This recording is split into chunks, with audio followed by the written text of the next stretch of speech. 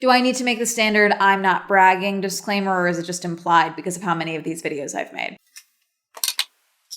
That's it. That's my intro.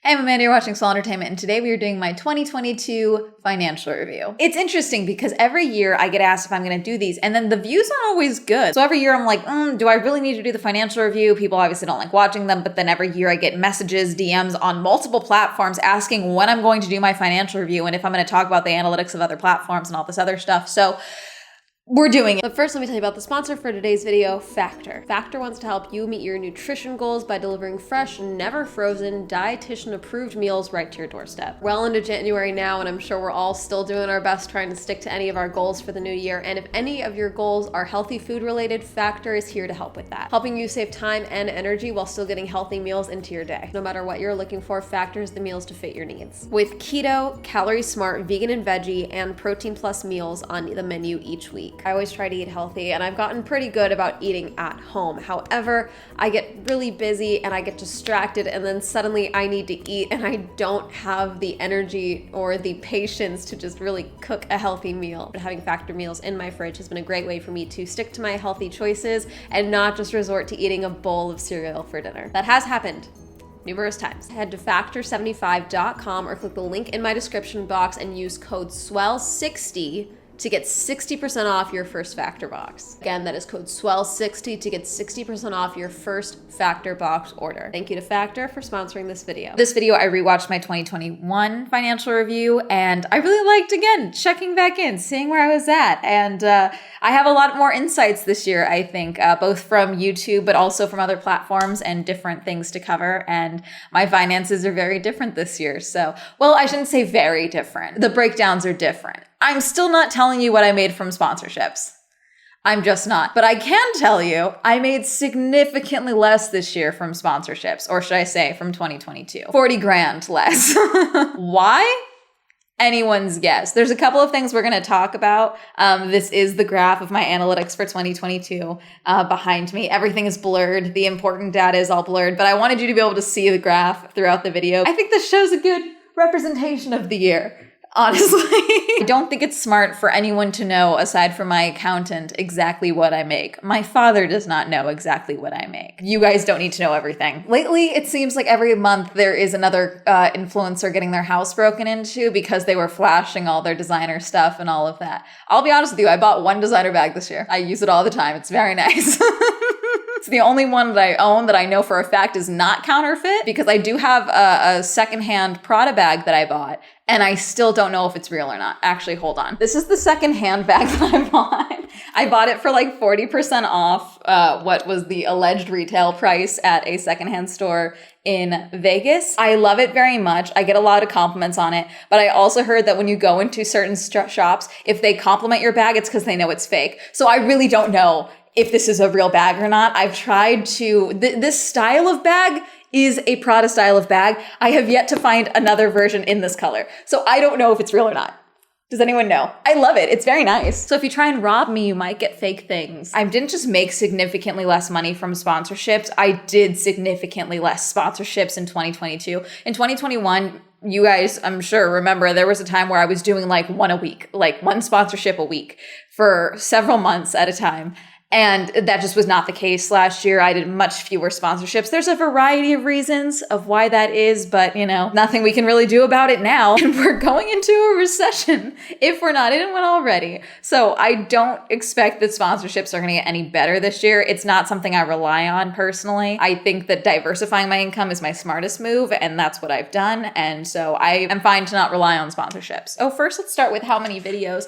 I counted 83. However, I asked multiple of you, and apparently 81. That's how many videos I made in 2022. That's insane. That's arguably too many. Shout out to William, who also had to edit 81 videos and more even, actually, because that's not counting B-roll.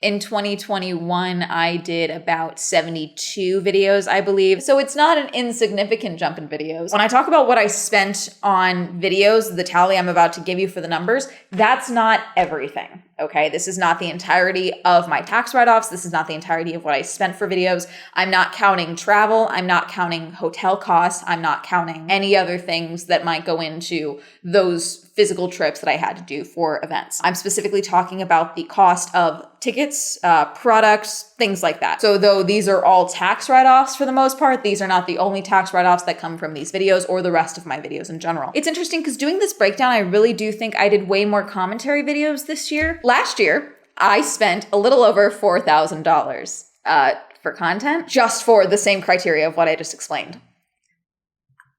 I know it's way more than that because the cruise itself was about $4,000. I'm surprised my accountant has not sent me death threats, actually. Okay, let's just tally all these up. So what's not included in this, I decided, is Baboon to the Moon because I did buy that bag in November, and Square Eat, which I bought in December. The one that I could not find, and this is going to drive me insane, I could not find my receipt for my Savage X Fenty video. Could not find it. That was in February. I found confirmation that I canceled my membership with them, but I cannot find confirmation of the purchase or the order in general. So that's fun and exciting. I'm sure I get to go through all of my credit card statements and go through that. So let's just tally all this up. Oh God.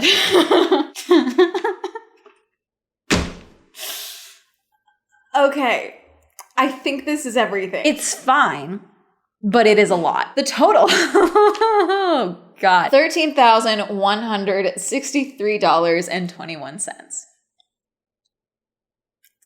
Now that is a large chunk of money. That's across like about 30 videos is what that's across. I don't want to pretend it's not a lot of money to spend on content, but I also want to point out that I have done a very good job, in my opinion, of avoiding lifestyle creep in my personal life. At the end of the day, as a content creator, there is a lot of overlap in my work life and my day-to-day life. And I do try to have a balance and very hard lines on certain things, but sometimes there is overlap. But at the end of the day, my routine cost of living has not gone up much since 2020 or even since I moved out in 2021. My rent has gone up very little since I've moved out here. Shout out to renter protection here in LA. I don't eat out a crazy amount. I don't buy a crazy amount of things. Every once in a while, I treat myself to something nice, but it's not crazy, you know? So when I talk about these costs, these are business costs. I'm not spending that in my day-to-day life for the most part. For most of these, the cost of the item is covered by what the video makes. Not always. Sometimes it is not covered, but then what usually fills in the gap are brand deals, fills in it a little bit, but I don't rely on those, but also the other videos that I make. So commentary videos, movie reviews, things like that. So before I move forward to talk about the top 10 videos on my channel this year, there's some interesting data in this graph that I want to point out. So as you can see, we got spiky bits here and pretty low bits here. This is the entire first-ish half of the year. In 2021, I had started getting my tentpole videos about March. I call a video a tentpole video when it gets about 50,000 to 100,000 views more than what is normal for my channel at that time, okay?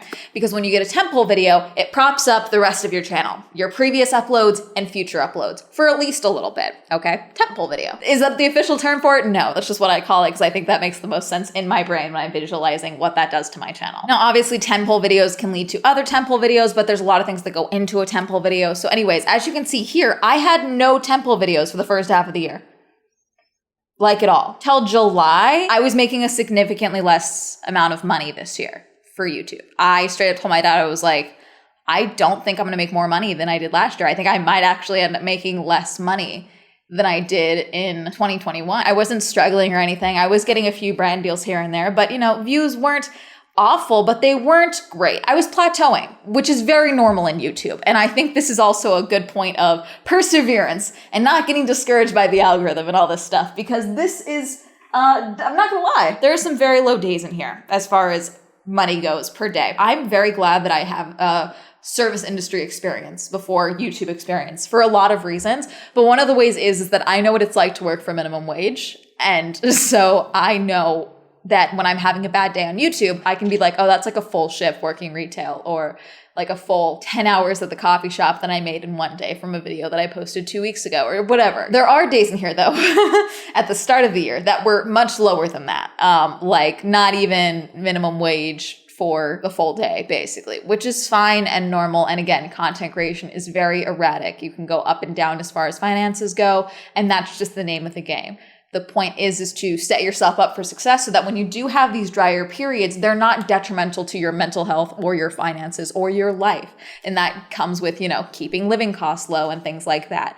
And so thankfully, with the content that I make, I can go a month or two without having to make an expensive video that costs me $1,000 to get the product for or whatever, So I'm very lucky that I've been able to set up my channel in this way that you guys like, that also makes it so that if the channel is struggling financially, I don't have to dip into my personal savings and things like that to make sure that I'm still making you guys content, because I can just talk about anything and it still works out, which is nice. That sounds a very convoluted way for me to explain that. But anyways, then we have here, dip, whoop. July ended up being my most profitable month ever. My most profitable month ever. Do you want to hear the number? Let's talk about July. The month of July was insane. My most profitable month alone on YouTube ever included 2.5 million views, 543 hours of watch time, gained 17,000 subscribers, and had an estimated revenue of $21,405.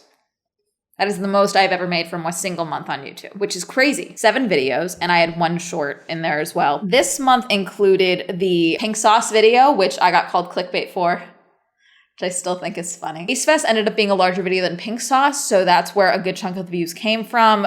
Daily Harvest was also in there as well, but that was actually from, God, was that the start of the month? Yeah. July was the food safety month, wasn't it? Interesting, my Liam Payne video also did a lot of views that month. Interesting. What was my most consistent month before? I think prior to that, my most profitable month was probably 2021. I think the most I'd ever made in one month was $11,000, I think. But the rest of 2022 was fairly good as far as revenue goes. My overall RPM for the rest of the year was $8.66, which pretty good RPM for the fact that I am a variety creator. That's just the easiest way I found for me to explain myself to people lately, is saying I'm a variety creator. The playback-based CPM of $16.21. I want to talk about the 5 top earning videos because 3 of them I paid either no money or next to no money for them. The number 1 highest earning video was the worst YouTube boxing event. That's not surprising that it got over 800,000 views at the end of things. I still think that YouTube put the brakes on it. I still think they did. I don't know if someone flagged it or what. It got reversed really quickly, but the views stalled almost immediately. I think it'll still hit 1 million, but I don't know when. But I still think it would have hit 1 million in 2 weeks if it had been just yoinked from the recommendation section. So that was actually here in LA, but I took my dad. I take my dad to a lot of boxing events. So that one was $1,247.87 for me and my dad to go. Now, again, most other people didn't go. Most people did not make videos the way that I made video on it. So I can kind of justify that cost already. But also that video made $6,254, more than covers the price of me and my dad's tickets, but also gas. I think I bought a McDonald's after that as well because it was my work trip. So that's kind of how our work trips work. If I join him on a work trip or he joins me, whoever's trip it is for work, that's who pays, which I think is fair. Number 2, please don't eat the pink sauce. I did not pay a dime for that video. Not a one. $5,076. Next video, Dobrik's was not ready to open. I paid about $23.18 for that pizza and the drink, and that was $4,953. These rich kids are lying to you. Not a dime. I paid in time. Obviously, we always talk about, what does time actually cost? I do all my own research, all my own planning. The only thing that I don't do at this point in time is the immediate post-production edit. William does all of that.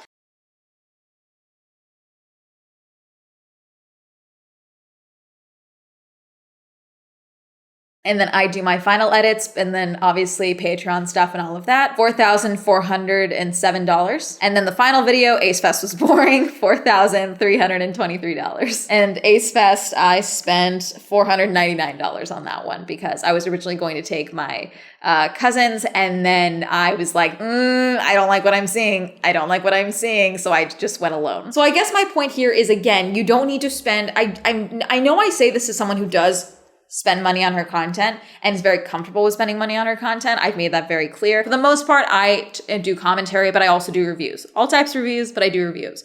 And I find that I am more honest and more genuine, and you guys respect me more because I'm willing to pay money for the things that I'm reviewing. But even by those standards, some of my top videos I did not pay a dime for.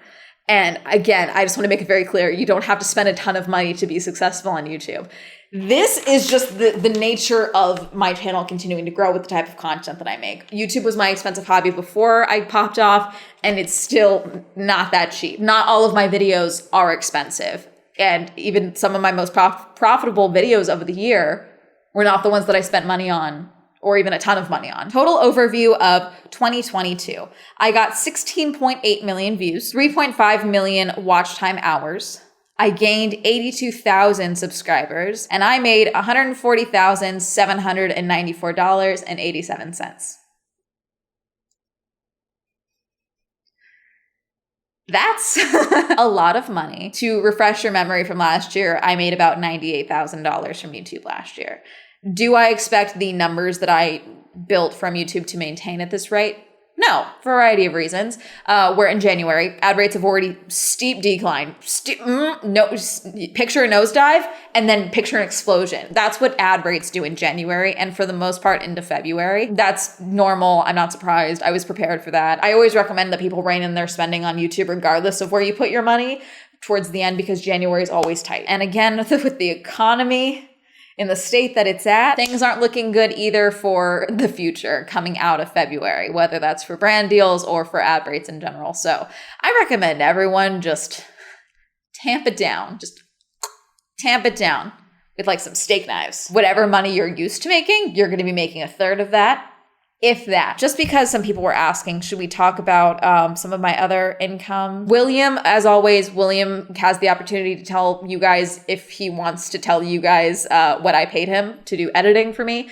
This was the first year that he was editing for me from January to December.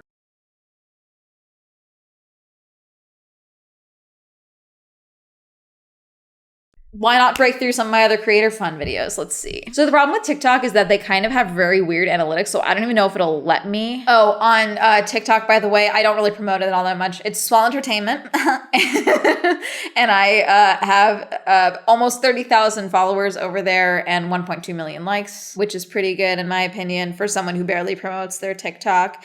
I like popping up in people's comment sections like a cryptid, so I don't like to promote it all that often. But some of you are always like, what do you mean you have TikTok? How do you guys think I find all these content? You think I don't spend time on TikTok? So as of right now, my total estimated balance is $140.07. I believe that's the entirety of my time in the Creator Fund, which was about, I believe, August of 2021.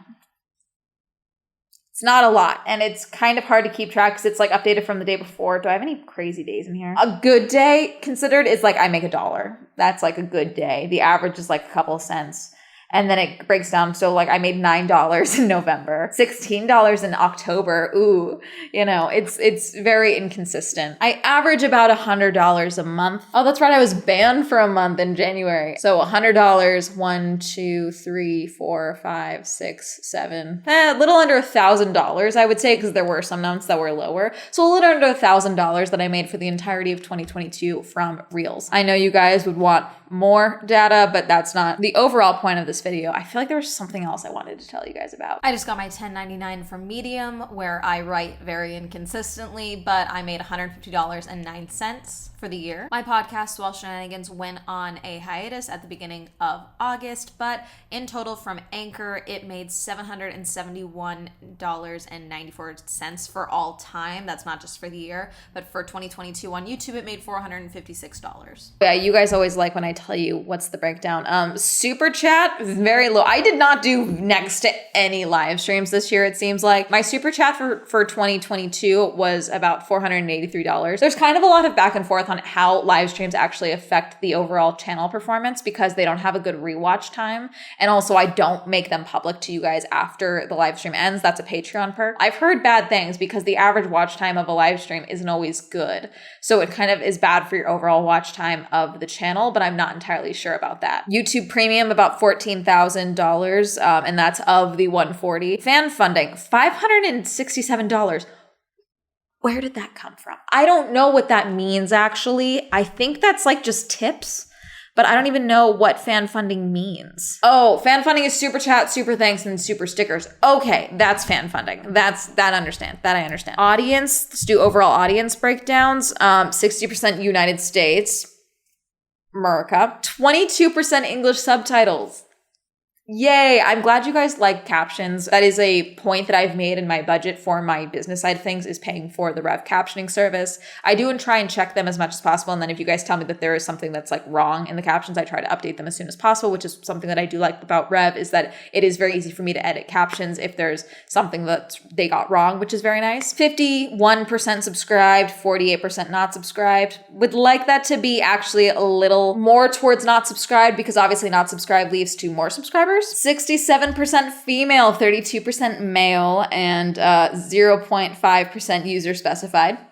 As far as demographic of age breakdown, still pretty solid from what it was last year. 41% 18 to 24, 41% 25 to 34. Not surprising. I've heard from a lot of people that they like me because I talk to them like I talk to someone else my age. So I think that that's why it kind of, fits. I am looking at potentially branching into Spanish subtitles. I am based in Southern California. We have a very large demographic that speaks Spanish, at least here in the US, as well as obviously other countries. So I am looking at that, potentially probably French or German next after that, depending on how that goes. But I'm still playing around with that. Teespring, I think the entirety of Teespring, I think I made about $500 for the entirety of 2022. The new fourth wall where I do the limited run designs for merch, that actually for the entire month of December, for the 3 weeks that I did it, because then Lisa passed and I stopped doing it for the last few videos of December, $1,400. It's kind of nice because with the limited run merch designs, not only am I learning what designs don't do well, but there's also like very little commitment. So it's not like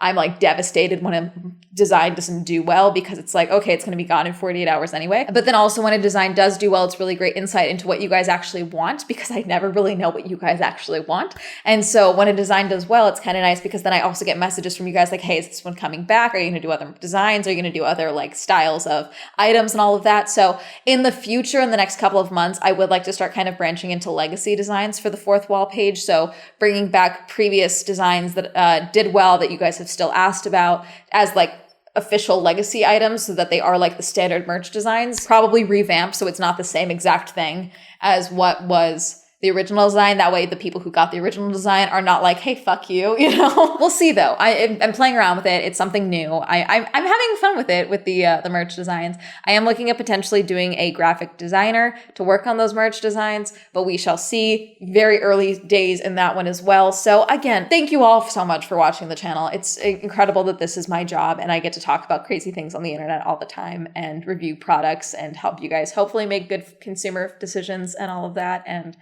obviously, I wouldn't be making this money. I wouldn't be able to buy these products and review it if you guys weren't watching the channel. And so thank you very much for making this my job. And I'm glad that I can, make your day a little brighter or your week, or make you be like, hey, what the fuck, Amanda? Like, thank you. I'm glad that that's, the vibes I put out there with you guys, that, you watch my content and you enjoy yourself. And I think that that's really great. And that's just really nice for me. And that's really it. Are you mad that I don't talk about sponsorships? My friend David is already like, I'm going to be the top comment. Rude, you didn't talk about sponsorships or whatever, Hi, David, you're getting called out. Are you mad that I didn't talk about sponsorships? Do you know what I wanted to talk about that I forgot to talk about? Do you think these videos are bragging? Do you care if they're bragging or not? Do you just want to know? Is there any analytics that I didn't share that you want to hear more about? Maybe I can post them on Medium and do a full breakdown on that front with like screenshots and things like that as well. So it's like more of like a detailed breakdown. Let me know. Comment down below. Reminder, I have a podcast, the Swell Shenanigans Podcast. Reminder, I have merch like Fourth Wall and these mugs on Teespring. I'm going to be taking these designs off of Teespring and putting them on to Fourth Wall. That's coming. That's like a this week goal. Shout out to my patrons. Thank you so much for supporting me on Patreon. If you'd also like to support me on Patreon, let me know down below. Like to follow me on my social media. That'll be all up here. And that's going to be it. Have a lovely day. Goodbye.